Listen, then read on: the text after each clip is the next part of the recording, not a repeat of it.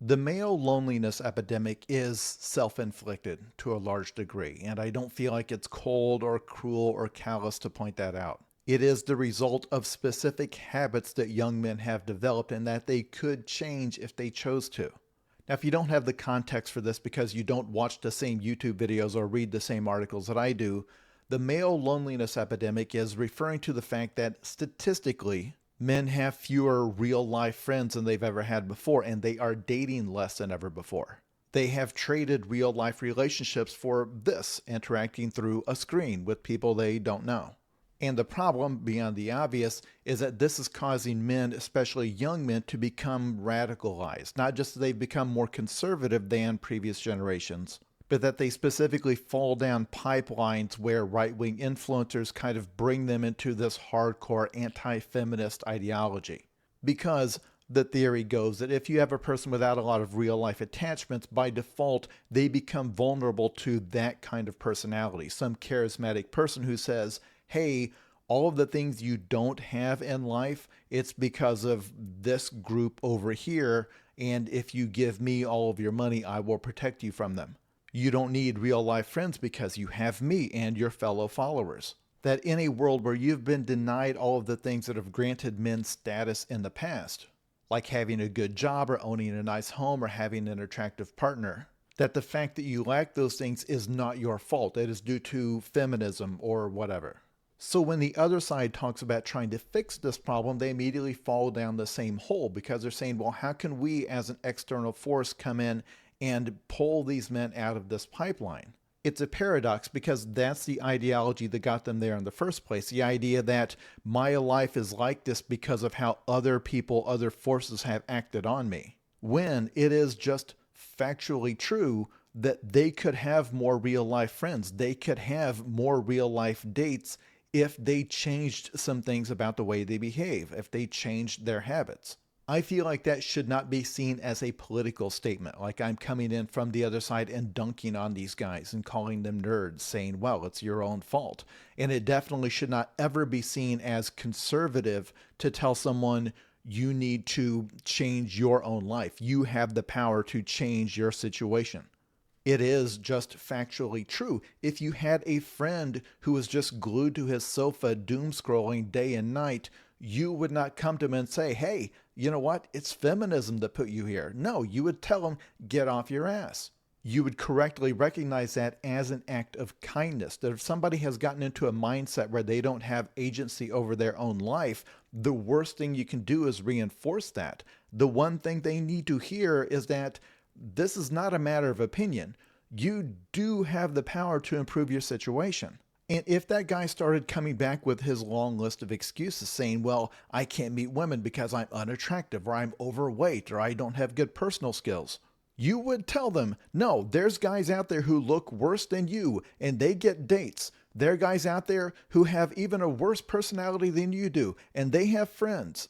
The difference is in how they spend their time, and that is a choice you can make. They are doing things that cause them to actually encounter other humans. I get asked about this a lot because I wrote a book in which this was a major plot point. And also, people take one look at me and say, I bet when you were a young man, you were lonely.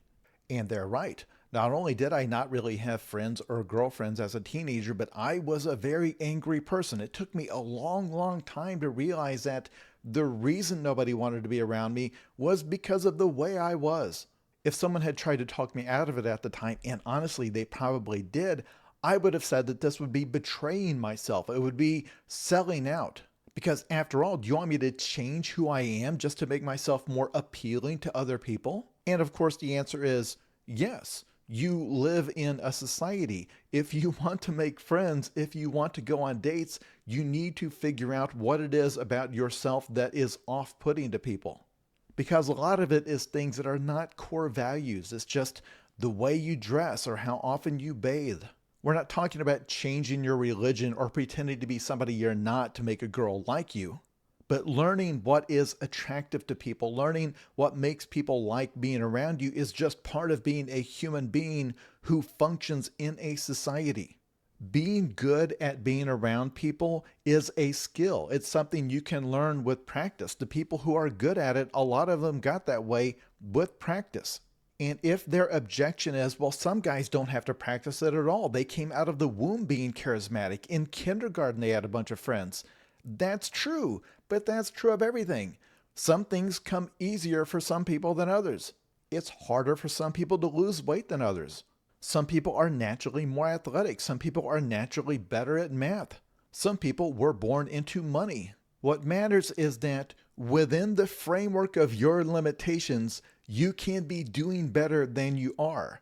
For every limitation you have, there is somebody else out there who has the exact same limitation, who has more friends than you do. They have more success dating than you do. It's because of the choices they make. Nobody in this situation likes to hear this because it means that a lot of the stuff that's wrong with your life, if it's not your fault, it is your responsibility, and nobody wants that to be true.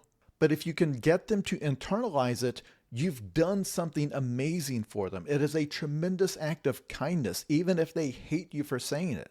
If you can make them stop and ask the obvious question, am I the type of person that other people even want to be around? And if not, what would I need to do to become that person? What do I need to do to make myself interesting? If their complaint is that, well, I'm actually really interesting once you get to know me, okay, what is it about the first impression that you're screwing up? What is it about the presentation?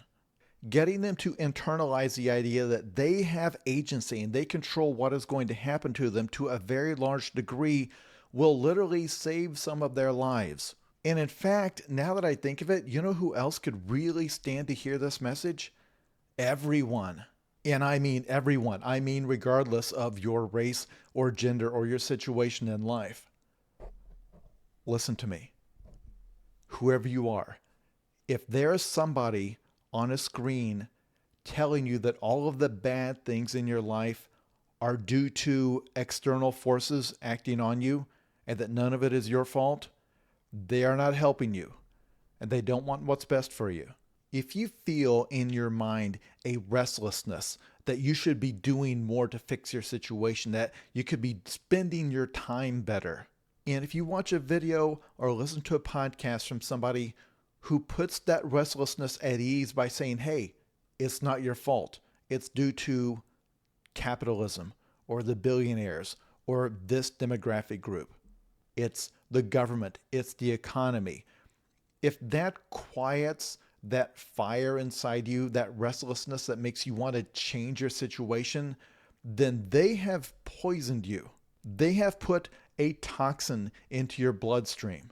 To be clear, when it comes time to vote, if you want to vote for a different system, one that is more humane and that helps people like you, that's great.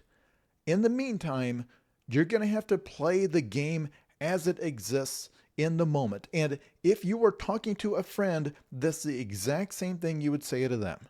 If you had a friend who is able-bodied and constantly borrowing money from you, and they're just glued to their sofa, doom scrolling, and you say, hey, have you stopped looking for a job? If their response was, you know what, I'm just going to sit here and wait for capitalism to be overthrown worldwide, your response would be, that is probably not going to happen before your rent is due. You need to get up and figure out what you need to do to get a job. And everything they say to try to dissuade you, you would bat it away. If they said, well, everybody wants a college degree, then you would say, then go get a college degree. If they say, I can't afford it, you would say, okay, let's find out what help is available, because other people out there are somehow able to do this. And many of them are not as strong as you. They are not as able-bodied as you. They are not as smart as you, but they're able to do it. If they can do it, so can you.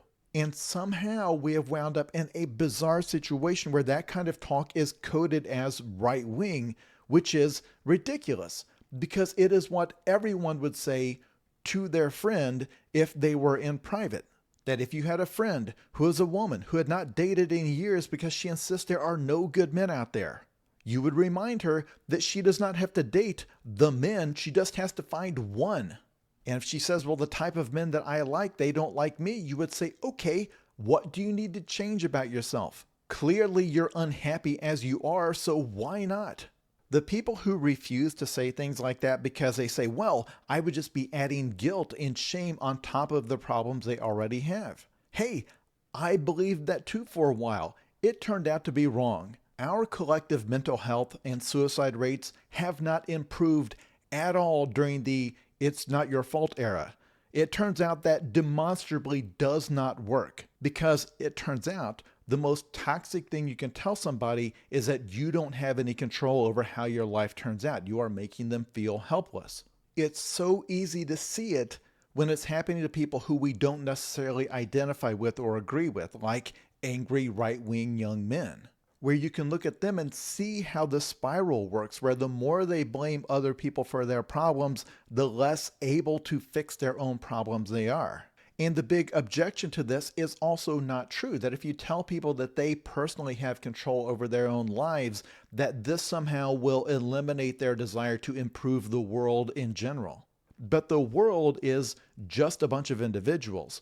If you want to fix the world, if you want to fix capitalism, you want to fix the government, then you need a whole bunch of capable, competent, motivated people, people who have taken care of their own individual lives first, people who have made themselves healthy, people who got that way because they themselves as individuals internalize the idea that I can do this, I can make myself better, I can make myself someone who can change not just my life, but the world. But I had to do it in that order.